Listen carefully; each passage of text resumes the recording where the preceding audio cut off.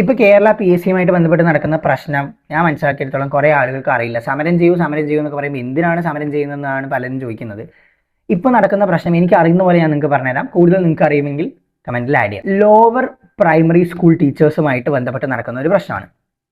പ്രശ്നം വരാനുള്ള കാരണം എന്താണെന്ന് വെച്ച് കഴിഞ്ഞാൽ പ്രോപ്പറായിട്ട് വേക്കൻസികൾ റിപ്പോർട്ട് ചെയ്യുന്നില്ല എന്നാണ് പറയുന്നത്. നമ്മുടെ കേരള PSCയിൽ എങ്ങനെയാണെന്ന് വെച്ചാൽ ഒരു എക്സാം എഴുതി കഴിഞ്ഞാൽ പുതിയ ലിസ്റ്റ് വന്നു കഴിഞ്ഞാൽ ഇപ്പോൾ നിലവിലുള്ള എക്സിസ്റ്റിംഗ് ലിസ്റ്റ് എന്ന് പറയുന്നത് തള്ളിപ്പോവും.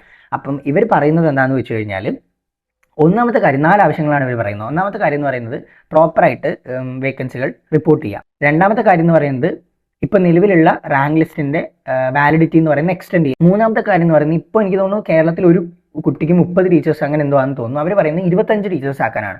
ആ ഒരു അനുപാതം വന്നു കഴിഞ്ഞാൽ കുറച്ചുകൂടെ ടീച്ചേഴ്സിന് എന്താ പറയുക പോസ്റ്റിലേക്ക് കയറാനായിട്ട് പറ്റും. അപ്പോൾ അങ്ങനെ ഒരു റേഷ്യോ മെയിൻറ്റെയിൻ ചെയ്യാം. നാലാമത്തെ കാര്യം എന്ന് പറയുന്നത് നിലവിൽ എയ്ഡഡ് സ്കൂളിൽ ശമ്പളം കൊടുക്കുന്നത് ഗവൺമെൻറ് ആണെങ്കിലും അവിടെ മാനേജ്മെന്റ് വഴിയാണ് ടീച്ചേഴ്സിനെ എടുക്കുന്നത്. അപ്പോൾ അത് മാറ്റിയിട്ട് ഈ ലിസ്റ്റിലുള്ളവരെ തന്നെ എടുക്കാനാണ് അവർ പറയുന്നത്. വേറൊരു കാര്യം എന്ന് പറയുന്നത് ഇപ്പോൾ ഹെഡ് മിസ്ട്രസ്സുമാർക്കൊക്കെ ടീച്ചിങ് ജോലിയും ഉണ്ട്.